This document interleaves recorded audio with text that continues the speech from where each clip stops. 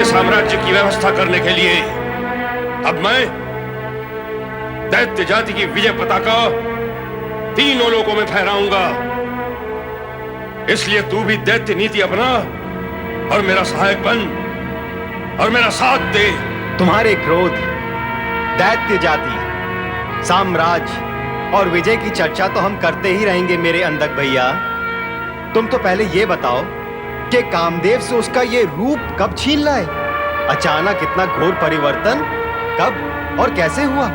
यह परिवर्तन नहीं है, मेरा मूल रूप है। इससे पहले मैं अंधा था, दैत्यों के गुणों से अनभिज्ञ था, किंतु अब मुझे दिव्य दृष्टि प्राप्त हो चुकी है।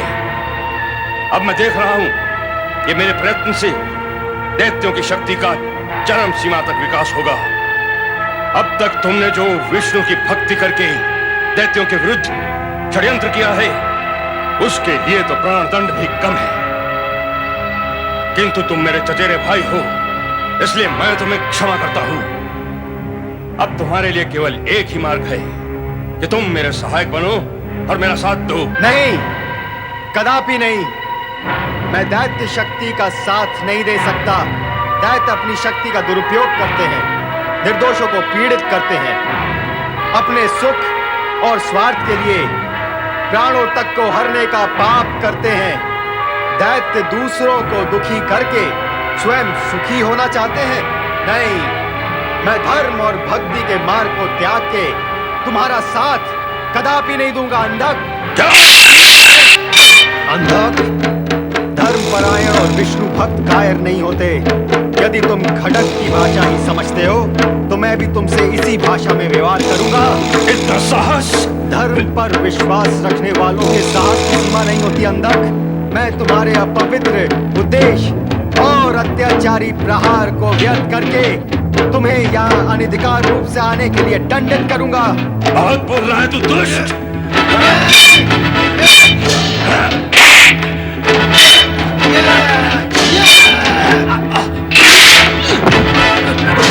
क्या पराक्रम और शौर्य पर तुम्हारा अकेले का ही अधिकार है?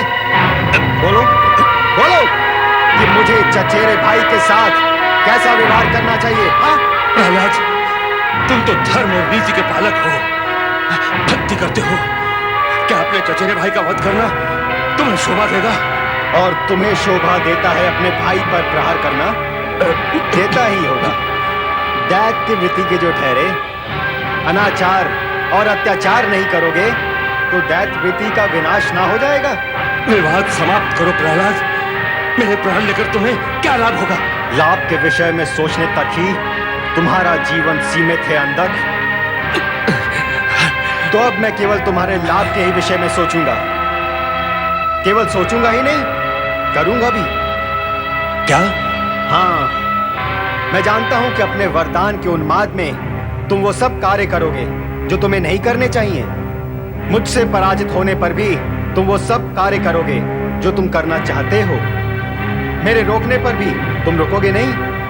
इसीलिए अच्छा यही है कि मैं ये सारा राजपाट तुम्हें सौंपकर मानसिक शांति तथा भक्ति आराधना के लिए किसी एकांत स्थान की ओर चला जाऊं।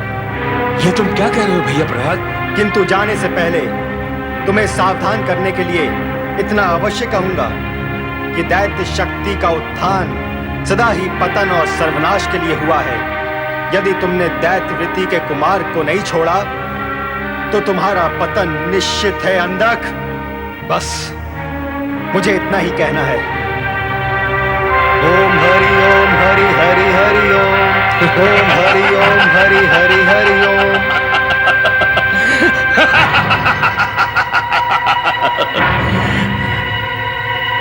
अच्छा हुआ जीवित बचकर भाग गया। कायर कहीं का, यहां ठहरता तो मेरे हाथों से मारा जाता।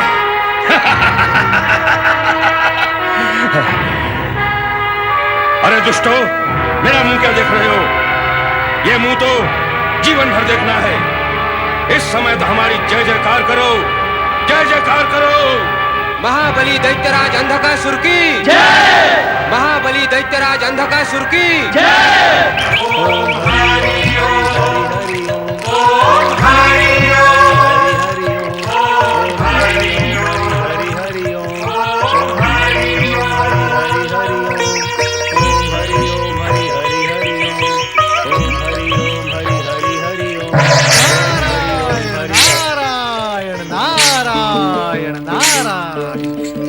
देव ऋषि नारद, प्रहलाद का विनम्र प्रणाम स्वीकार करें देव ऋषि।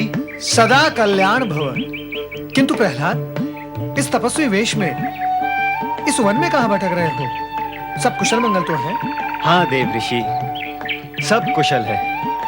मुझे तो नहीं लगता प्रहलाद। अच्छा ये बताओ, इस समय कहां जा रहे हो? गुरुवर, मैं दैत्यों का राजपाट दैत्य अंधकासुर को सौंपकर विष्णु भक्ति तथा मानसिक शांति के लिए किसी ऐसे स्थान की ओर जा रहा हूं जहां दैत्यों के कुकृत्यों की छाया भी ना पड़ सके देव ऋषि। सज्जन सदा चंदन को अपनाते हैं और दुर्जन बबूल को। नारायण नारायण। तुम जैसे भक्त के लिए यही शोभनीय है प्रहलाद कि तुम श्री हरि विष्णु की भक्ति में प्रवृत्त हो जाओ। वैसे सत्य यह भी है कि अब अंधकासुर का अंत समीप है। सावधान तो मैंने भी किया है उसे, चेतावनी भी दी है देव ऋषि। मेरी इच्छा है कि विधाता उसे सुबुद्धि दे। तुम जैसे सज्जन और सत्पुरुष सदा दूसरों के हित का विचारते हैं, किंतु दुर्जन और अहंकारी स्वयं अपना ही हित विचारने से चूक जाते हैं। ये अंधकासुर उन्हीं में से एक है। यह भगवान भोलेनाथ के श्वेत से उत्पन्न हुआ है और इसका अंत भी भगवान भोलेनाथ के हाथों ही होगा। अब मृत्यु से पूर्व वो क्या क्या उद्दंडता करता है, ये तो भगवान भोलेनाथ ही जाने। हाँ, उनकी माया को कौन जान सकता है देव ऋषि। प्रहलाद, तुम तो श्री हरि विष्णु के परम प्रिय भक्त हो। उनकी कृपा छाया बनकर तुम्हारे साथ रहेगी। निकट भविष्य में शीघ्र ही तुम पूर्ण गौरव प्राप्त कर सकोगे। मुझे गौरव की इच्छा नहीं देव ऋषि। मैं तो केवल भगवान विष्णु की कृपा और आपके आशीर्वाद का इच्छुक हूँ। आपने जो मेरा मार्गदर्शन किया उसके लिए मैं आपका सदैव आभारी रहूंगा देव ऋषि। तुम्हारा कल्याण ही कल्याण होगा। नारद का आशीर्वाद प्राप्त कर प्रहलाद भक्ति आराधना हेतु एकांत स्थान की ओर चला गया। किंतु अधर्म और अनीति के मार्ग पर चल रहे अंधकासुर की एक ही मनोकामना थी कि किसी प्रकार देवराज इंद्र को मानसिक पीड़ा पहुंचाई जाए। देवराज भी सदैव कुछ ऐसे ही अघटित के घटित होने की आशंका से ग्रस्त रहते थे। क्यों होता है? सदा हमारे साथ ही क्यों होता है? सदा हमारे साथ ही ऐसा क्यों होता है देवगुरु? क्यों होता है और कैसे होता है, इस पर विचार करने का समय नहीं है देवराज। अब क्या होना चाहिए उस पर विचार करें। हमें अत्यंत सावधान रहकर स्वर्ग की रक्षा करने की आवश्यकता है, क्योंकि अंधकासुर किसी भी समय स्वर्ग लोक पर आक्रमण कर सकता है। देवगण, देवगुरु उचित कह रहे हैं। हमें राक्षसों के आक्रमण का प्रत्युत्तर देना है। महाबली अंधकासुर की जय। महाबली अंधकासुर की जय। रुक जाओ इंद्र, रुक जाओ। मुझसे युद्ध करना तुम्हारे लिए व्यर्थ होगा, क्योंकि तुम्हें पराजित होना ही है। दैत्यराज अंधकासुर, बिना युद्ध किए ही गर्व से झूम रहे हो।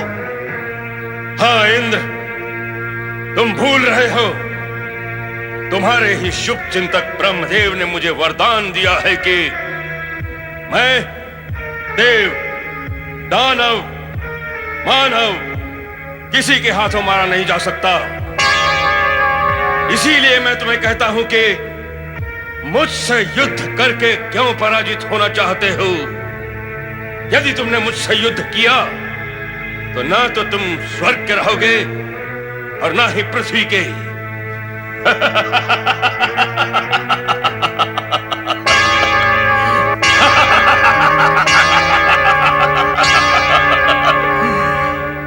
सुना है इंद्र कि स्वर्ग में सुंदर अप्सराएं रहती हैं। बोलो इंद्र, क्या हमने जो सुना है वो असत्य है?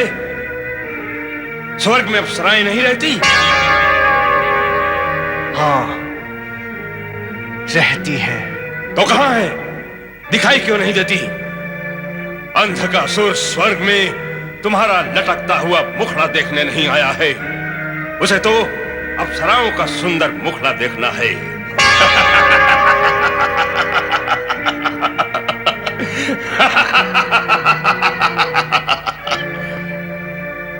सुना है इंद्र, तुमने इस स्वर्ग में रहकर बहुत सुख भोगा है। जिस सुख को तुमने भोगा है, क्या अन्य कोई उसे भोगने की इच्छा नहीं कर सकता? और अब जब स्वर्ग पर तुम्हारा अधिकार नहीं है, तो उस सुख के न रहने पर तुम दुखी हो। किंतु इस स्वर्ग पर अधिकार प्राप्त कर लेने के पश्चात यदि हमें वो सुख प्राप्त नहीं हुआ, तो हम दुखी हो जाएंगे। यदि हम दुखी हो गए, तो तुम भी सुखी और सुरक्षित नहीं रह पाओगे। हां इंद्रदेव, इसलिए हम दोनों में हित की बात यही है कि अब तुम जाओ और अप्सराओं को बुलवाओ। असुरराज, अपनी वाणी को विराम दो। देवराज, जब असुरराज स्वयं युद्ध टालना चाहते हैं, तो आप उनके साथ सहयोग करें। जैसी आपकी आज्ञा गुरुदेव। तो सुनो इंद्र, अब इस स्वर्ग सभा में अप्सराओं के साथ केवल दो प्राणी रहेंगे, इंद्र और महाबली अंधकासुर। तुम सब जाओ।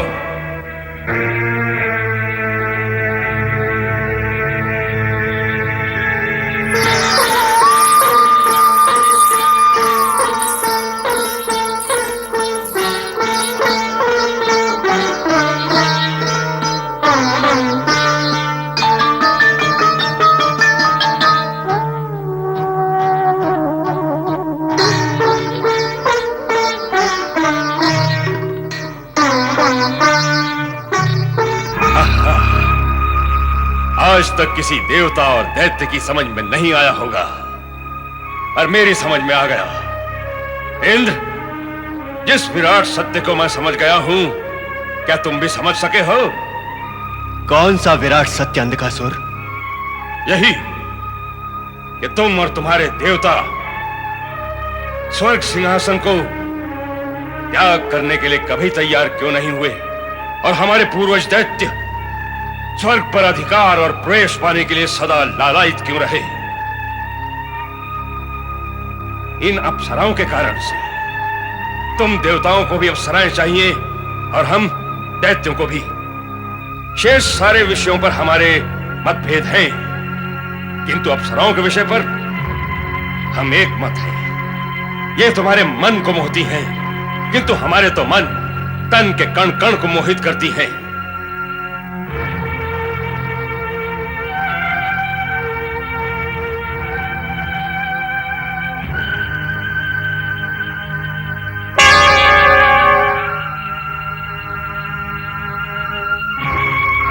तुम तो साक्षात लहराता हुआ सागर हो।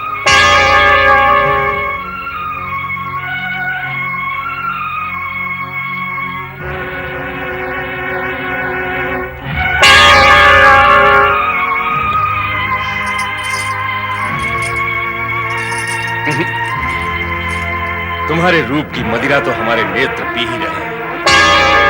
ये मृग जैसे नयन, ये लता के समान झूमती तुम्हारी ग्रीवा, इन्हें देखने के पश्चात अन्य किसी मदिरा की आवश्यकता ही नहीं रह जाती।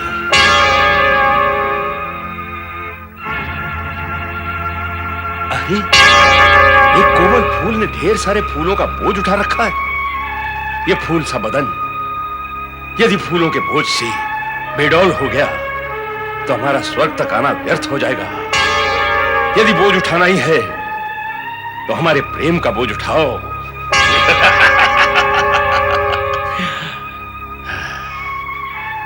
सुंदरी,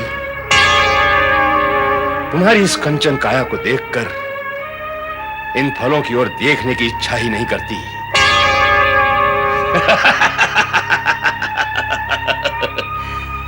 इंद्र, जब जब असुरों ने स्वर्ग पर अधिकार किया है, सदा तुम्हें स्वर्ग सिंहासन से वंचित कर स्वर्ग से खदेड़ दिया है, किंतु हम ऐसा नहीं करेंगे। परंतु ऐसा करने के लिए इंद्र, तुम्हें हमारी दास्ता स्वीकार करनी होगी। जिस प्रकार सम्राट के अधीन राजा सम्राट को कर चुकाता है, उसी प्रकार तुम्हें भी हमारा करदाता बनना होगा। तुम किस कर की बात कर रहे हो अंधकासुर? एक तो ये सुंदर अप्सराएं हमारी राजसभा की शोभा बनेंगी, दूसरे यज्ञों से तुम्हें प्राप्त निश्चित भाग पर हमारा अधिकार होगा, ताकि यज्ञों के प्रभाव से हम सुरक्षित रह सकें। क्या सोच रहे हो? यही कि इसके लिए मुझे देवगुरु बृहस्पति व देव परिषद से विचार विनिमय करना होगा। अंधक किसी को सोच विचार करने का समय नहीं देता। सोच विचार करने का अर्थ है कि जो हमने कहा है वो तुम्हें उचित नहीं लगा। यदि ऐसा है तो हम तुम्हें तुरंत बंदी बनाकर पृथ्वी के बंदी गृह में डाल देंगे और स्वयं स्वर्ग सिंहासन पर आसीन हो जाएंगे। हमारी बात ध्यान से सुनो इंद्र। ब्रह्मदेव से हमें प्राप्त वरदान के कारण देवताओं की शक्तियां नष्ट हो चुकी हैं। यदि हमसे टकराने का साहस किया गया तो इसका परिणाम बहुत भयंकर होगा। नहीं दैत्यराज, नहीं, हम आपसे टकराने के इच्छुक नहीं हैं। मैं सहर शाप का करदाता बनना स्वीकार करता हूं और आज से ये अप्सराएं आपके अधिकार में है। तुमने आज बुद्धिमत्ता का परिचय दिया है इंद्र। आज से ये सभी अप्सराएं हमारी दास्ता में रहेंगी।